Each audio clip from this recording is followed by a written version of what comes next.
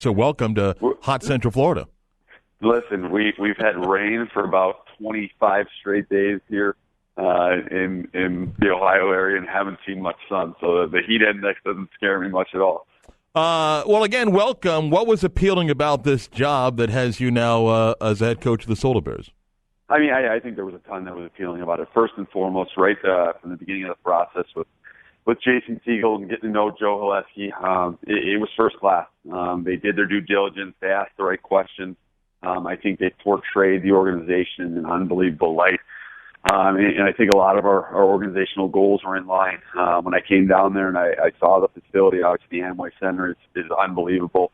I saw the practice facility, saw the Orlando area. I thought it was a place where I could see myself living, see myself being, see myself working and having success. And, on top of all that, the involvement of the Toronto Maple Leafs, I think it's a very special time to be involved in that organization and what they've done and who they've put in place in their coaching positions. I think just overall, things considered, it was just a home run opportunity for me. There's a good thing, bad thing. I say this somewhat tongue-in-cheek about when you come to play in Orlando. There's an appreciation for minor league hockey, the bus rides, the different leagues, trying to move your way up. You come here, you play in that arena, you got that practice facility. People get spoiled and think this is great. This is common, right? It's not the same thing all over minor league hockey, is it? No, not at all. And I think, that was probably one of the things that shocked me the most when I came down there was seeing just how unbelievable the facilities are. And, when you're in minor league sports and you're in sports in general, you want a place that you could sell to guys and make guys excited to come and play there. And one of the things I said to Jason and Joe when I came down there was I can't imagine bringing a young man in here who's eager to advance his hockey career and wants to break in at this level and showing him the Amway Center and the practice facility in the area and them not be blown away by the facilities there and want to be part of the Orlando Solar Bears organization. Anthony Noreen's with us, head coach of the Solar Bears. Share with us a little bit about the Youngstown Phantoms, the USHL. Some of our hockey fans may not be familiar on your path to get here. Yeah, I mean, first and foremost, the USHL is a developmental league. We had, this past weekend, we had 37 players drafted in the NHL draft, which was tied for the Western Hockey League with most draft picks of any league in the world. So it's a developmental league, 16 to 20 years old, so not too far removed from the players there. And, again, our job is to develop people and develop hockey players. And Youngstown was a rather new franchise when I took it over. It had been in existence for 2 years. When I got here 4 years ago, we were a team still kind of in the building phase, hadn't made the playoffs yet, had finished in last place the first 2 years of existence. We had a young staff that was hungry to come in and learn and get better and do the same things our players did. Develop as people, develop our hockey approach to coaching and hopefully move on. And this place afforded me that opportunity. So obviously extremely thankful to the people in Youngstown, the fans, the staff, and everyone that was so good to me along the way, and even more excited for my next step in my career. Anthony, there's a challenge that any coach at a level where you're developing players faces. You want to win. It's in our blood to go out and be competitive, and yet you're also trying to help players develop. Rosters kind of change on the fly. What's your approach as you handle that? Because with the Solar Bears and their affiliation with the Maple Leafs organization, guys are moving up, moving down, and injured players asked to play here. How do you handle that? I mean, my approach will be no different. My approach will be to develop people and develop hockey players.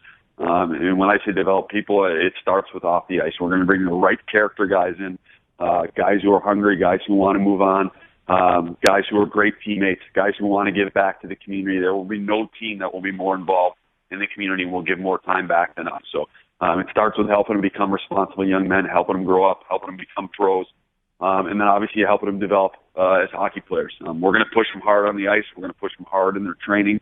We're going to make sure they're ready for whatever comes their way in their career as a hockey player. And again, teach them how to be pros. Teach them what it takes to get them to the next level. And I think, again, if you do those things and you do things the right way, you don't cut any corners or take any shortcuts, and you hold guys accountable, in my opinion, the winning takes care of itself. ECHL, give me your thoughts. Obviously, you know about the league. You probably know a bunch of players and coaches in this league. I think Orlando fans, since the Solar Bears have come back, have had an appreciation for the quality of play the ECHL has had out there. What's your thoughts? I mean, the league's just gotten better and better. Obviously, the affiliation with the NHL teams has helped a ton.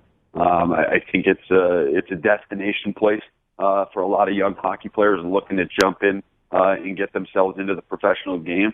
And these guys are guys who are the future of our game, guys who you're going to see playing for the Tampa Bay Lightning and Florida Panthers and NHL teams, foreign against teams in the area. So I think it's an exciting time for the league because of the growth within it, because of how much respect it's starting to get in hockey circles and in the young men that are starting to come through it. All right, you're more than just a hockey coach, so tell me a little bit about what you do when you're not focusing on hockey. You're a reader? Do you like movies? You play golf? I mean, you have to play golf when you come here, but what do you like to do? All of the above. I mean, I think you learn pretty quickly when you're in this profession. There's not really an off switch, at least not for me, and at least not how competitive I am. So I think, first and foremost, I'm a hockey guy. That's where my love is. That's my passion. It's not work to me. I do it because I love it and I enjoy going to the rink every day. And I enjoy putting teams together and meeting young men and getting to know what makes them tick and helping them move on. Obviously, outside of that, enjoy some good meals and enjoy time with friends and family. I'm a competitor, so anything that I can compete in, whether that's cards or golf or anything else, I enjoy it. Am I correct, Chicago guys? So therefore, Blackhawks fan and White Sox or Cubs? You know what? I'm from Chicago. Grew up a Blackhawks fan. My family was ready to outcast me when I was rooting for the Tampa Bay Lightning in the Stanley Cup Finals because of the relationship with John Cooper. Yeah, definitely a Blackhawks fan and diehard White Sox fan. In Chicago, there's no two ways. You're either White Sox or you're Cubs, and I'm a diehard White Sox fan. I mean, I know you work with Cooper, but that's family blood that you kind of ran from there. It's a USHL guy. Obviously, he was the first guy that really made that jump that quickly from our league, and he's been an unbelievable representative of all of us in our league. And, it would have been nice, pretty cool to see him make that quick transition from the USHL, the American Hockey League, to the NHL and win a cup. And, it's still pretty impressive what he was able to do. Anthony Noreen is the new head coach of the Orlando Solar Bears, who, believe it or not that far from a new season on the horizon. Going to do 5 simple, easy questions and give me a quick answer before we let you go here. Ready? 3-on-3 idea for overtime in the NHL. Do you like or dislike that idea? Love it. Can I make it better, Anthony? I want to get rid of the goalies. Just 3-on-3 open net. I'm good. As I told Jason the other night, anything other than shootouts. 1-on-1, 2-on-2, 3-on-3. I think the fans are going to love it. Best way to kill hours on a long bus trip. You do what? Watch movies. What kind of movies? I am huge in documentaries, usually sports documentaries. All right. Favorite coaching cliche that you admit you use too often? My quote that I use all the time, and it's funny because it's a Mike Babcock quote, is in sports there's tons of stars but very few superstars. Superstars have soul. They have something about them that makes people around them better. Yeah! Run through a wall when you hear that. Describe your one goal that you scored at Wisconsin Stephen Point. It was a great one at home, rocking in front of the fans, conference game. I wasn't, as you can tell, that wasn't my forte, but I'll always remember that goal. Who was it against? It was against UW Eau Claire. Whoa, that's a big one. Yeah. Canadian or U.S. beer? U.S. Good answer in the United States. Last question. Rank these 3 hockey movies, best to not as best. Slapshot, Youngblood, or Miracle? That's tough. I gotta go.